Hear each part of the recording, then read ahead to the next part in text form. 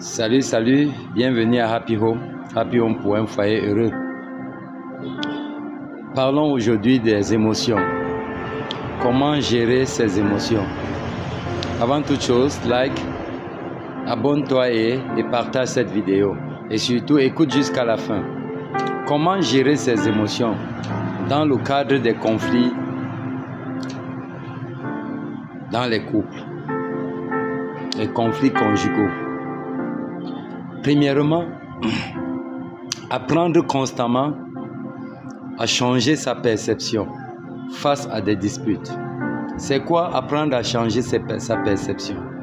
Lorsque quelqu'un, ton conjoint, pose un acte, ne te précipite pas à réagir, mais change ta perception pour d'abord épouser la compréhension, ce qui a poussé à la personne d'agir comme ça. Et ce n'est pas une excuse pour permettre aux gens de poser des mauvaises actions. Mais tu changes ta perception, c'est juste pour comprendre pourquoi est-ce que cette personne a agi comme ça. On a l'habitude de dire chez nous, quand un fou te lance les pierres, tu ne ramasses pas les pierres pour lancer en retour. Tu fuis, sachant que c'est un fou. Voilà. Parce que ta perception t'amène à comprendre que celui-ci ne sait pas exactement ce qu'il est en train de faire. C'est la même chose dans le foyer. Quand tu changes ta perception, parfois tu constates que les problèmes de mon conjoint ou ma conjointe viennent de son passé, viennent de telles circonstances, et tu peux les aider facilement à trouver la solution, à les faire avancer au lieu de prendre les résolutions et agir aussi dans les émotions parce qu'ils ont posé des mauvaises actions. Nous allons toujours poser des mauvaises actions quand nous sommes ensemble, toujours. On ne peut pas être ensemble et parfait continuellement, mais nous devons savoir comment gérer ces moments difficiles. Changer ta perception t'amène à comprendre que chaque fois, tu peux voir une raison pour pardonner. Tu peux voir une raison pour refaire les choses à zéro. La deuxième chose à savoir, c'est apprendre à faire ce qui est juste.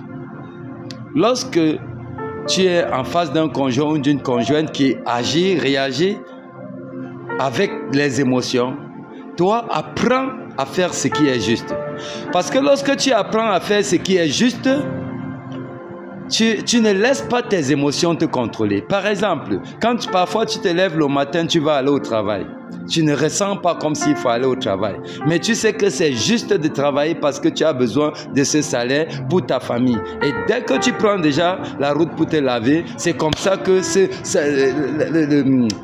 le désir du salaire que tu vas gagner renverse les émotions de la paresse, renverse les émotions de la fatigue et tu te retrouves au travail. C'est la même chose dans le foyer. Lorsque une action est posée par ton conjoint ou ta conjointe et que tu ressens ce désir de réagir dans les émotions, cherche à savoir qu'est-ce qui est juste à faire dans cette situation. Et quand tu sais déjà ce qu'il faut faire, tu es OK. Moi, par exemple, il y a beaucoup de nourriture que je n'ai pas aimé, beaucoup de repas que je n'ai pas aimé. Mais plus on m'explique les bienfaits de ces repas, ma perception change. Et je laisse mes émotions, je mange ça maintenant plus que même ceux qui aimaient avant. Pourquoi? Parce que je vois les bienfaits de ça dans ma santé. Voilà, quand tu es dans un foyer, tu ne dois pas être carré. Tu dois avoir cette flexibilité, c'est le mot. Cette flexibilité de toujours comprendre comment les autres agissent et tout. Ça va t'aider à gérer facilement les moments faibles. Merci pour cette vidéo. Écoute encore, partage. Merci.